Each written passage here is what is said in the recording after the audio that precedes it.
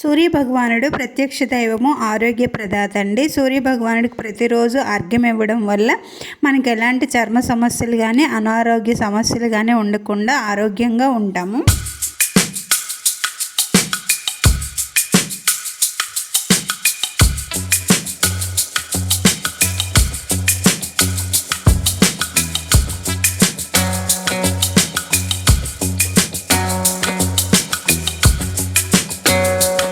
Hi అండి, అందరికీ నమస్కారం. యాత్ర విశేషాలకు స్వాగతం అండి.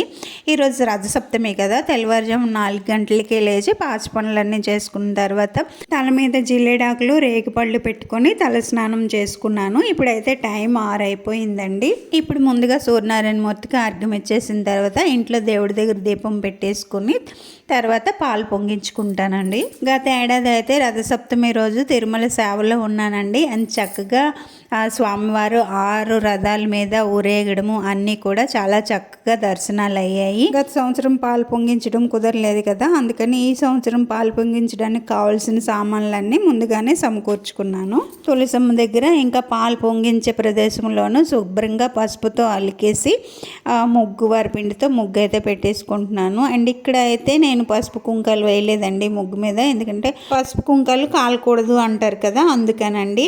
ఈ పిడకలు అయితే మాకు పాలతను తీసుకొచ్చి ఇచ్చాడండి. ప్రతి సంవత్సరం కూడా అతనే ఇస్తాడు. ఆవు పేడతో చేసిన పిడకలండి ఇవి.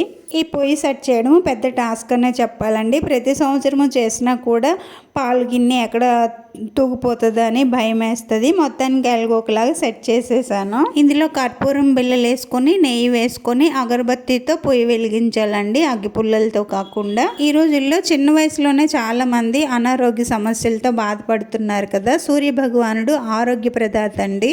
ఈ రథసప్తమి నాడు ఒక్కరోజైనా కూడా సూర్య ఆరాధన చేస్తే మనకు ఆరోగ్యాన్ని, బుద్ధిని, జ్ఞానాన్ని ప్రసాదిస్తాడండి.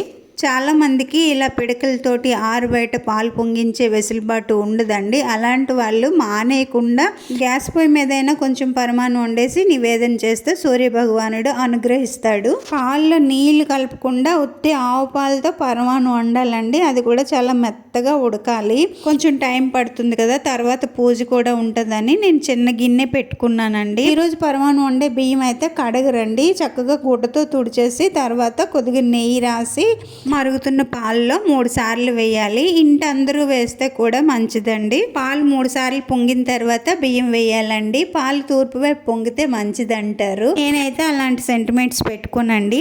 గిన్నె ఏ వైపు వంకగా ఉంటే ఆటోమేటిక్గా అటువైపు పాలు పొంగిపోతాయి. పాలు 3 సార్లు పొంగిన తర్వాత బియ్యం వేసానండి. ఇంకా ఇది ఉడికేసరికి చాలా టైం పడుతుంది. ఈ లోపల పూజకి అన్నీ రెడీ చేసుకుంటాను.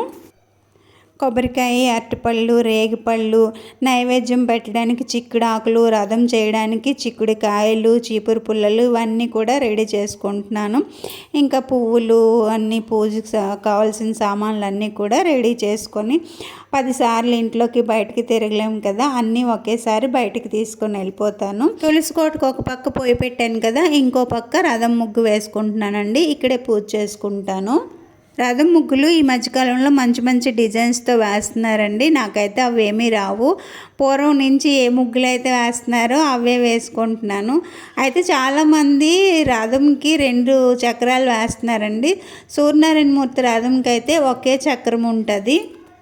సూర్య భగవానుడు రథసారథి ఎవరు అనేది మీకు తెలిస్తే కామెంట్ బాక్స్లో కామెంట్ చేయండి. తెలియకపోతే తెలియదని చేయండి, నేను ఆన్సర్ చెప్తాను. వండిన పరమాణం అయితే చాలా మెత్తగా ఉడకాలటండి. సూర్య భగవానుడికి దంతాలు లేవటండి.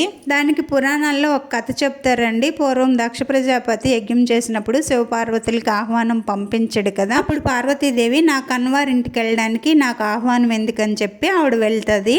పిలవకుండా వచ్చినందుకు దక్ష ప్రజాపతి అవమానపరుస్తాడు. అవమానాన్ని భరించలేక పార్వతీదేవి యోగాగ్ని సృష్టించుకొని అక్కడే దహనం అయిపోతుంది.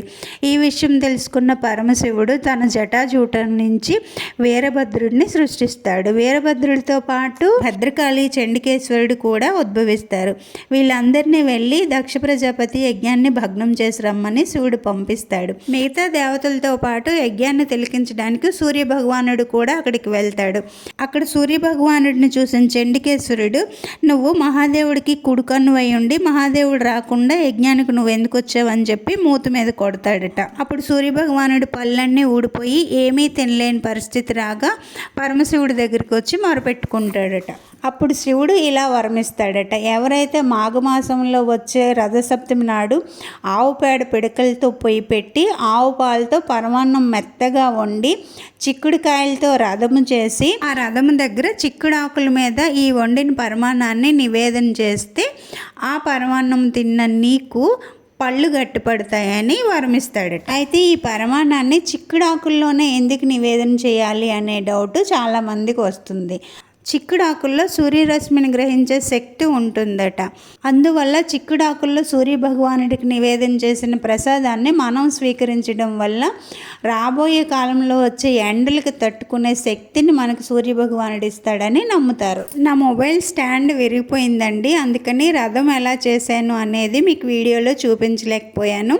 రథం ఎలా చేయాలి అనేది మీకు కావాలంటే కామెంట్ చేయండి, షార్ట్ వీడియో చేసి పెడతాను. సూర్యుడు ప్రత్యక్ష దైవం కాబట్టి రథసప్తమి పూజకి సూర్యభగవానుడి ఫోటో కానీ ప్రతిమ కానీ పెట్టకుండా ఇలాగే పూజ చేసుకుంటారండి. ఒక ఆకు మీద అయితే నేను సూర్యుడి ప్రతిమను అయితే గంధంతో తయారు చేసుకున్నాను. అలా రాదు అనుకుంటే తమలపాకు మీద గంధం బొట్టు పెట్టి దాని మీద కుంకుమ బొట్టు పెట్టేసి ఒక రేగి పండునే సూర్యభగవానుడిగా ఆరాధిస్తే సరిపోతుంది. ముందుగా విఘ్నేశ్వరుడు పూజ చేసుకొని బెల్లం నైవేద్యం పెట్టి తాంబూలం పెట్టి హారతి ఇచ్చేసిన తర్వాత సూర్యభగవానుడికి పూజ చేసుకోవాలి. నేనైతే సూర్యనారాయణ మూర్తి అష్టోత్తరము, ఆదిత్య హృదయము, సూర్యాష్టకము చదువుకొని నైవేద్యం పెట్టేసుకున్నాను. ఇంకా 7 గుర్రాలకు కూడా 7 చిక్కుడాకుల్లో నైవేద్యం పెట్టానండి. చివరిలో కొబ్బరికాయ కొట్టేసి హారతి ఇచ్చుకున్నాను. పూజ అయితే చాలా బాగా అయ్యిందండి. పూజ అయ్యేసరికి 11 అయిపోయింది. నాకైతే రథసప్తమి పూజ ఇలాగే తెలుసండి. మీకు ఇంకేమైనా తెలిస్తే కామెంట్ చేసి చెప్పండి. జస్ట్ ఒక 10 నిమిషాల తర్వాత ప్రసాదం అంతా తీసేసానండి. ఎందుకంటే బయట కదా, పిల్లది వచ్చి ముట్టేసిందంటే ఇంకా ప్రసాదం మనం తినకుండా అయిపోతుంది. ఇప్పుడైతే టైం మధ్యాహ్నం 2 అయిందండి.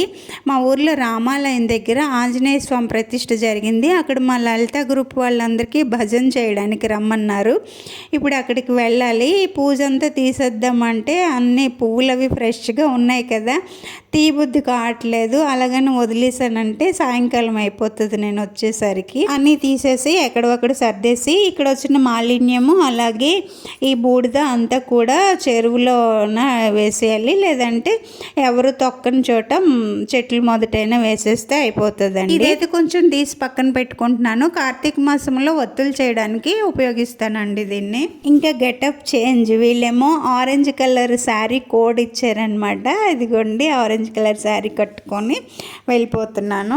ఇదిగోండి మా లలిత గ్రూపు. కొంతమంది రాలేదండి, ఈరోజు రథసప్తమి కదా, ఇంట్లో పూజలు అడవుడు ఉంటుంది కదా. ఈ చెట్టు కింద చిన్న గుడి ఉన్నది కదండి, అక్కడే ఆంజనేయ స్వామిని ప్రతిష్ఠించారు.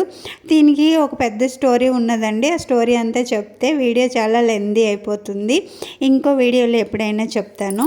ఈ వీడియో ఎలా ఉందో కామెంట్ చేసి చెప్పండి. నచ్చితే లైక్ చేసి హైప్ ఇచ్చి షేర్ చేయండి. సబ్స్క్రైబ్ చేసుకోవడం మర్చిపోకండి.